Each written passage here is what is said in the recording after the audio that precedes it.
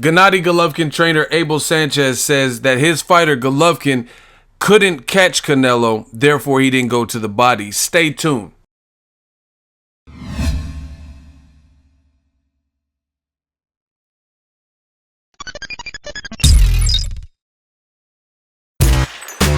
Boxing Ego here. If you like this video, make sure you hit the like button and also subscribe to the channel and hit the bell icon on the top of your screen to get notified when the latest new content drops.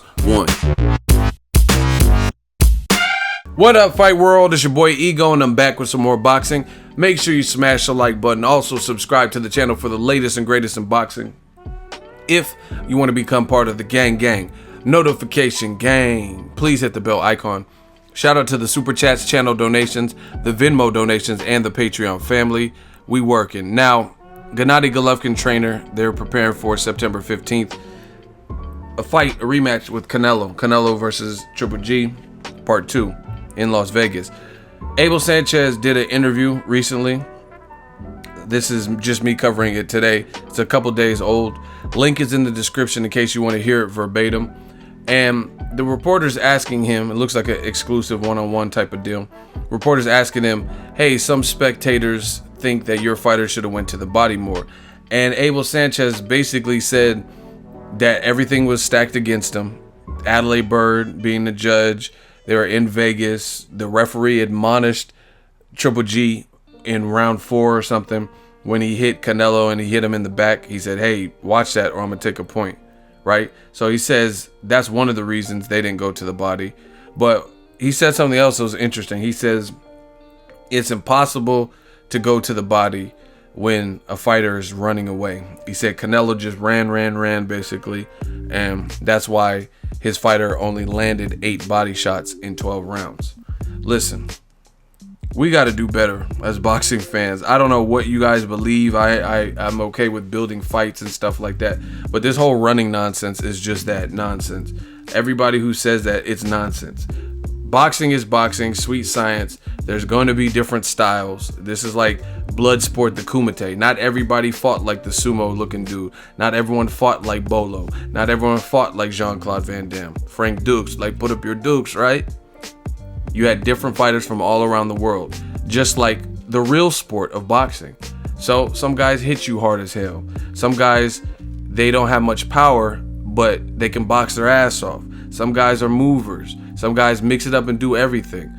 And for whatever reason, boxing has tried to outcast those who employ defense and stink up the joint or make it boring because a fighter doesn't know what to do.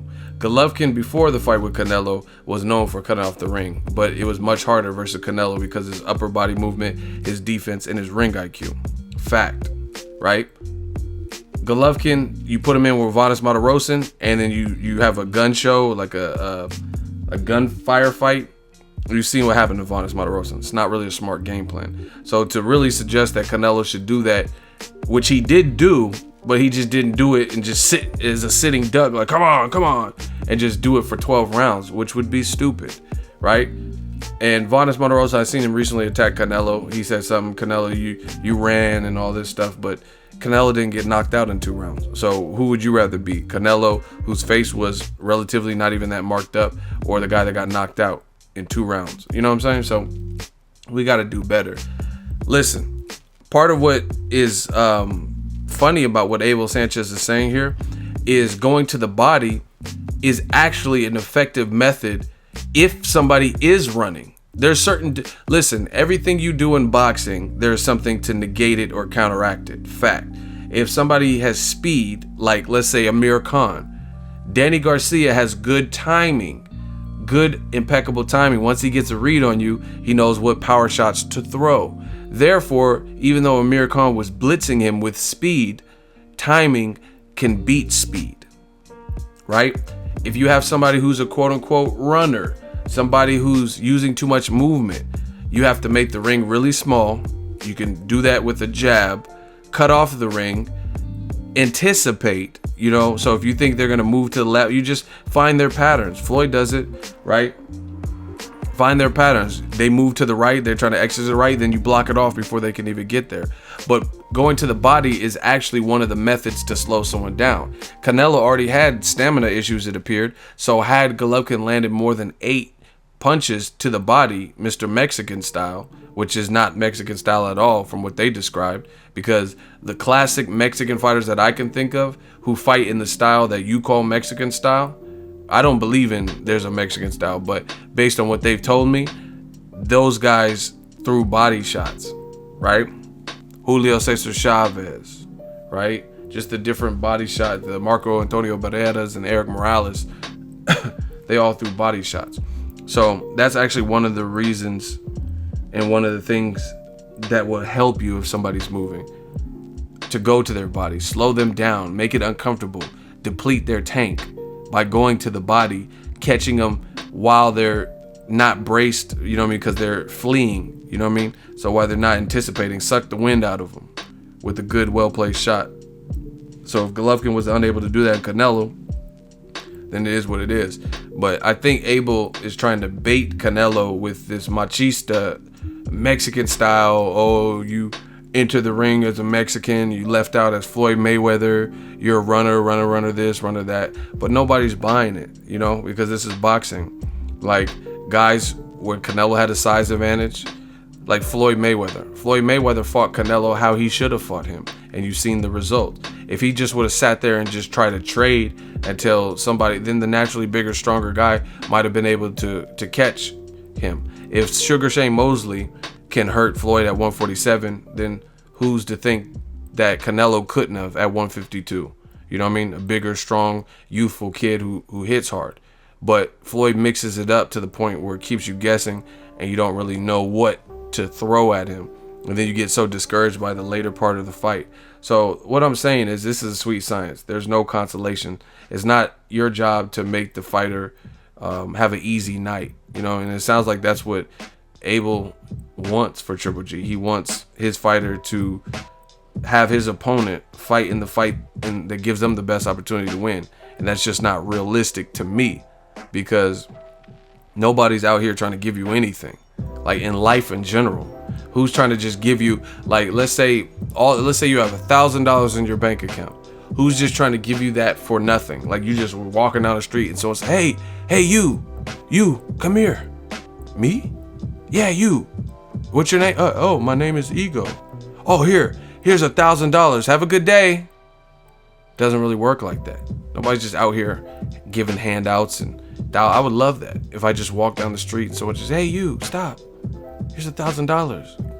Keep doing whatever you're doing. I don't know you. You're a stranger. Nobody's giving handouts like that. Or shit, if you guys know where somebody is giving handouts like that, please let me know, because I'll move there, I'll visit there, right? I'll get a passport, whatever y'all want, if that's what it is. So just in life, people aren't here to give you things.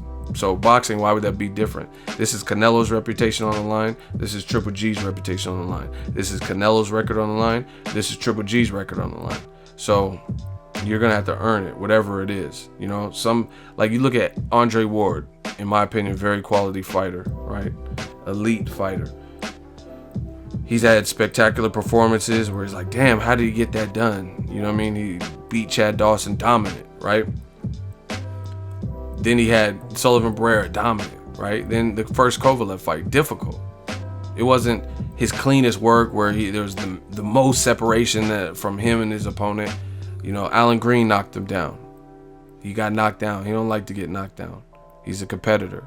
But you got to get the victory how you get it, you know? So at the end of the day, Canelo, do your thing if that incorporates moving. Shit, this is how I look at it. If I was Canelo's team, I would try to get my bars up in terms of cardio.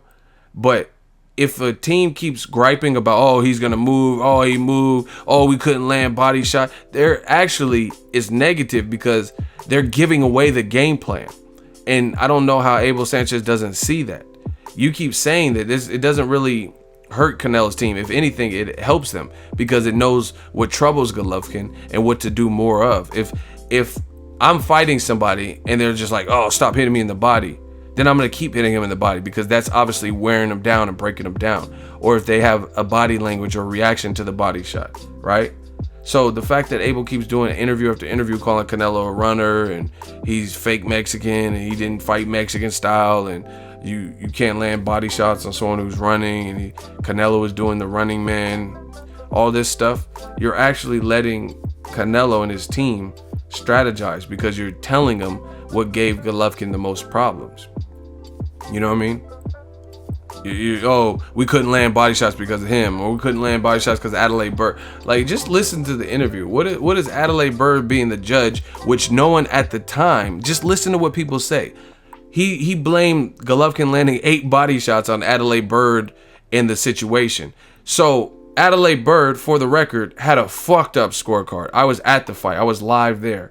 I agree that her scorecard was way off the mark. Neither Golovkin or Canelo deserved to win 10 rounds in that fight. However, that was later revealed. At the time of in-house fighting, in the space of the 12 rounds, nobody knew. It wasn't open scoring. Nobody knew what anyone's scorecard, let alone Adelaide Byrd's scorecard, was looking. So if in 12 rounds Golovkin only landed 8 body shots, how on earth, and you go listen to the interview, how on earth can you blame Adelaide Byrd when that was later discovered that she had a faulty, fucked up scorecard? You say, oh, we would have landed more, but Adelaide Byrd. That doesn't even make sense because it wasn't open scoring. It's not like he knew all of a sudden it was open scoring. He knew Canelo was drastically ahead, so he switched up like Canelo versus Austin Trout. That was the reality because that had open scoring. So why would you even say, oh, the judges were against us? That doesn't even make sense. So anyway, to wrap this up, as far as a strategy, you're letting the other team know the strategy that haunts you, that gives you the most issues. You're like, oh, he ran. Golovkin has a great jab. He should be able to stop that. Other reason I don't buy that is because I watched the fight. And Canelo, especially in the first round, he was not even just the first rounds, throughout the fight, but definitely in the first rounds, he had his back against the ropes. There was no running. He was using upper body movement and head movement and shaking his head like, nope, nope. So he wasn't running then, and you still didn't land body shots. If you have someone on the rope, why not land body shots? You did it to Marco Antonio Rubio. It's because Canelo's a better fighter. He has more skills and more tools and hand speed and better countering. So you were cautious. So it doesn't even make sense to me. But just you guys listen to the interview. Tell me if it makes sense to you.